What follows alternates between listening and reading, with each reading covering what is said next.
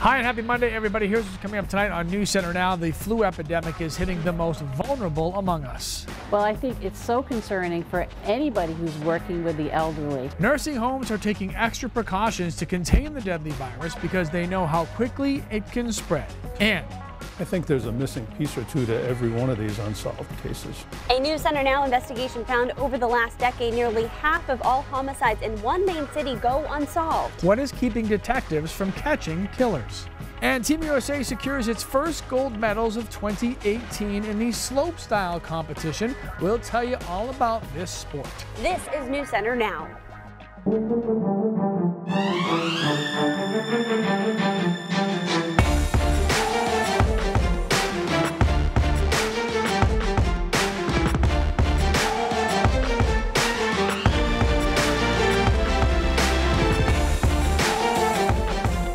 The flu has sent hundreds of Mainers to the hospital. Those 65 and older are by far the most affected. Hello, everybody. I'm Lee Goldberg. And I'm Lindsay Mills. The CDC says this year's flu season is an epidemic, and more than 60 long-term care facilities in Maine reported outbreaks. Tennyson Coleman found out how one nursing home is trying to keep its residents healthy. Lynn Johnston has worked as the infection preventionist at the Maine Veterans Home in Bangor for 11 years. We haven't seen the level of flu-related hospitalizations in quite some time. The CDC says last week 1 in 10 of all deaths reported in the United States were caused by flu or pneumonia. The last time we saw this much flu activity was the 2009 swine flu epidemic. So I think it's something that everybody should take quite seriously. Johnston says there hasn't been a serious flu outbreak at the long-term care center recently, but employees aren't taking any chances. I think it's so concerning for anybody who's working with the elderly, because you and I might just be sick for a day or two in bed, but it can be life-threatening for people that are older or have other diseases like diabetes or respiratory diseases. Visitors are greeted by these signs posted at the main entrance, warning people with flu-like symptoms so they don't risk their loved one's health. If you come in and visit somebody when you are having those symptoms, you might pass the flu on to another person, and it could be really deadly for somebody who's older. The elderly are typically more prone to catch the flu, whether they're in a nursing home or even in their own home. You know, when you have people coming in to visit, maybe the children or the grandchildren, we want to make sure that they're cleaning their hands. And it doesn't have to be soap and water. The readily available hand sanitizers are just as effective against the flu virus. Simple reminders that we can all use to help prevent spreading the flu. In Bangor, Tennyson Coleman, News Center, Maine. Now, the Maine CDC will release the latest flu report tomorrow, but an official does tell us that speculation is numbers may still be on the rise. Other news from today now, members of the First Family received a suspicious package with a powder inside. The president's daughter-in-law, Vanessa Trump, was rushed to the hospital. Police confirmed this afternoon that the powder was non-hazardous. Vanessa is married to Donald Trump Jr. Tomorrow, Governor LePage, the First Family tomorrow, Governor LePage will deliver his final State of the State address. A lot of Mainers and Machias hope he will address the Down East Correctional Facility and its abrupt closing. More on what to expect from tomorrow's speech tonight on News Center Maine at 5:30. Across the world, a suspected poacher in South Africa was mauled to death by lions. Officials say that the man was found with a gun and ammunition inside Kruger National Park, where hunting is illegal. Officials are investigating, but they do believe he was overpowered by the pride of lions. In the last few months, poachers also targeted protected rhinos and elephants inside that same park. Styling on the slopes. The first gold medals for some Team USA go to some shredding snowboarders. An inside look at slopestyle coming up. And you miss her. Miss her, you miss her every day. Their daughter was murdered 8 years ago, and they still have no answers. News Center Now's investigative series about unsolved homicides coming up. Coming up tonight on 207, we're talking to UMaine graduate Joe Hagan about his new biography of Jan Wenner, the founder and editor of Rolling Stone magazine, and wine suggestions for Valentine's Day on 207.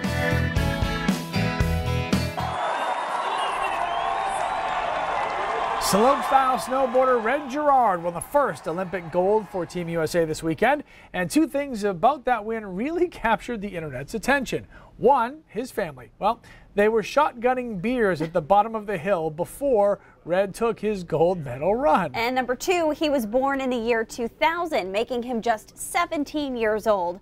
Red is one of the youngest Olympians on the American team. When you think about your biggest accomplishments at 17, you probably start to feel a little bit out of your league. And Red may be the world's best snowboarder in slopestyle, but he's still a teenager because Saturday morning may sound a lot like Sunday morning in your house, his Saturday morning. Yeah, so he overslept. He couldn't find his jacket, so he took his roommate's. Then he dropped a million F-bombs while he was on live television. But he is an amazing athlete. So today, I went to a Maine mountain to talk about how what happened in South Korea will provide northern New England with a lot of traffic on the slopes. Oh, I thought that was going to be a double. She saved that. What she got in this. The world was watching when this. Frontside 720, nice and clean. And this. One more jump to navigate. Will it be enough? Happened over the weekend.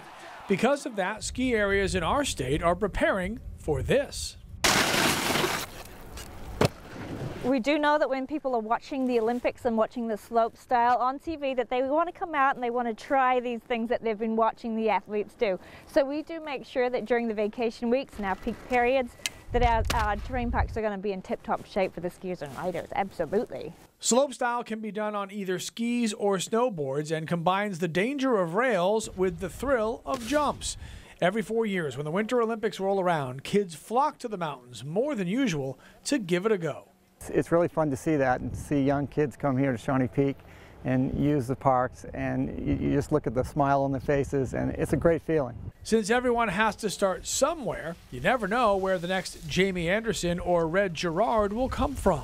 We have skiers here that started when they were teeny tiny. They have ended out west and to do full-time training for this sort of specific thing, and we'll see them in the Olympics in just a few years. It's amazing progression. It's really cool to watch. Now, the Olympic Games helping to drive the winter sports conversation is certainly nothing new. Back when Maine's Seth Westcott won Olympic gold, people would head to the slopes to try out snowboard cross because they weren't sure what it was. Very interesting, trying something new. Well, a lazy few days in the Weather Center. Keith Carson has your mild February forecast coming up. But first, families searching for closure when the killer was never caught. News Center Now investigates unsolved homicides, coming up next. Nearly half of the murders in the last decade in Portland are unsolved. Portland Police's clearance rate for solving these violent crimes is below the state's and the country's. News Center Now is dedicating a week of coverage to the victims of these murders and their families who are searching for answers. We begin today with Darian Richardson. Hi, my name is Judy Richardson. And I'm Wayne Richardson. Our daughter Darian Richardson was shot on January 8th, 2010. It's not the same. You've got a cloud over your head all the time. Darian Richardson wasn't supposed to die. So we were thrilled that we found out that she was doing well. That she wasn't killed that night.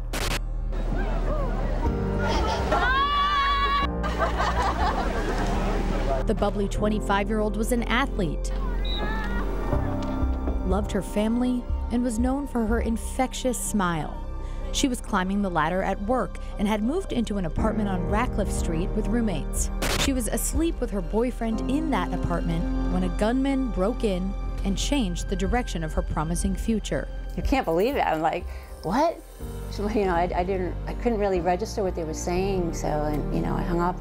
I got Wayne up and I said, Darian's been shot. Darian was shot in her hand and leg. Her boyfriend was shot in the arm.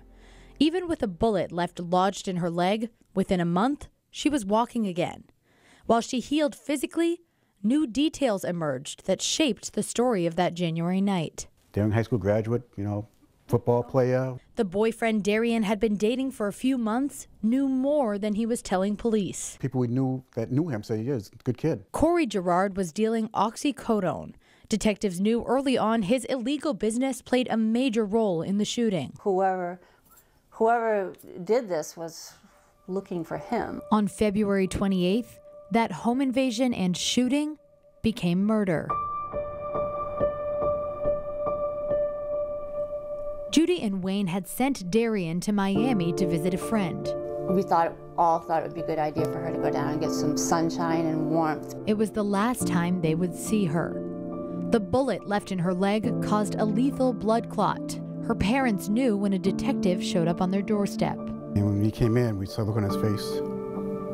I said, "It's not good, is it?" He goes, "Not good." Darian's death is one of 11 unsolved homicides in Portland in the last decade. Over the years, detectives have gotten closer to catching her killer.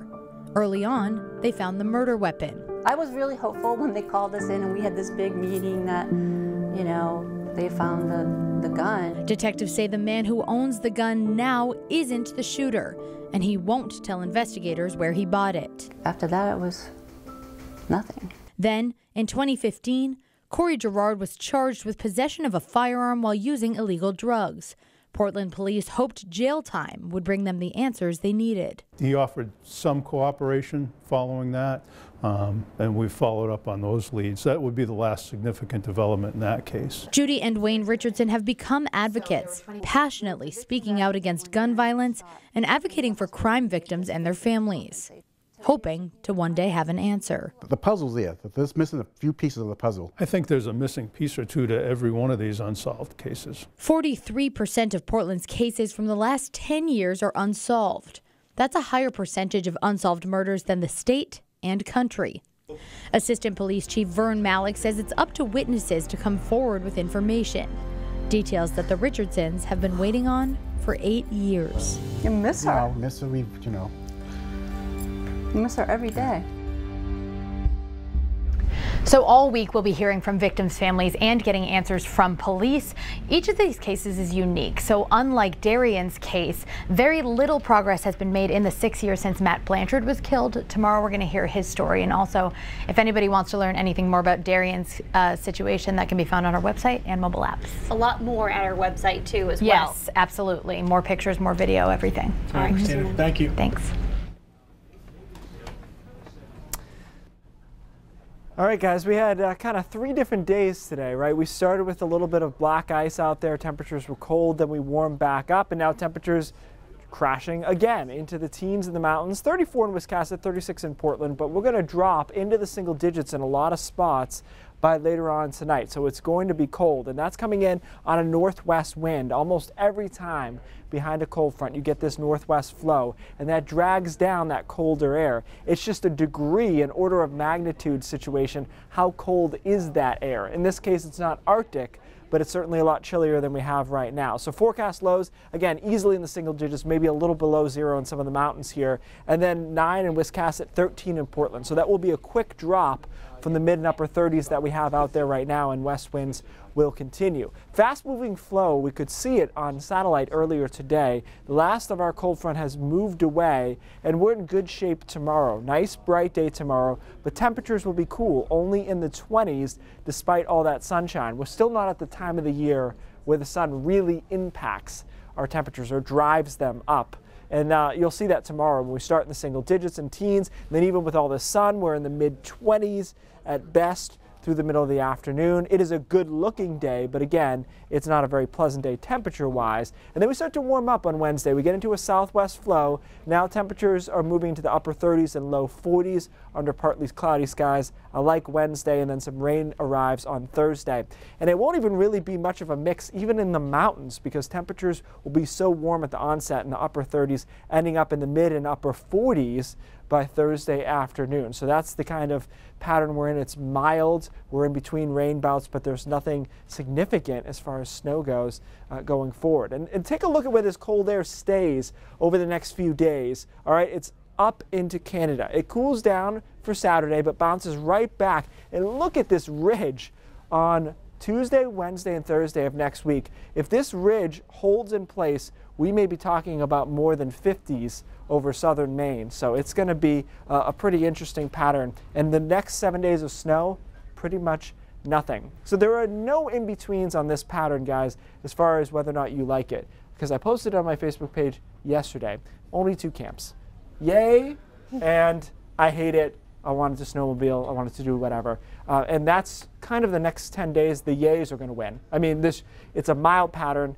And like I said, next week we may be talking 50 plus over Southern Maine. So I know what side he's on. I'm not saying a word. I am on both sides, and I somehow can't get away with this. People, I'm like, I don't mind a little thaw. They're like, you hate winter sports. I was skiing the other day. You were skiing on live on TV. the TV. I don't know if you saw that, but you know, to each their own. A nice break in the cold will be great. Yes. San Diego.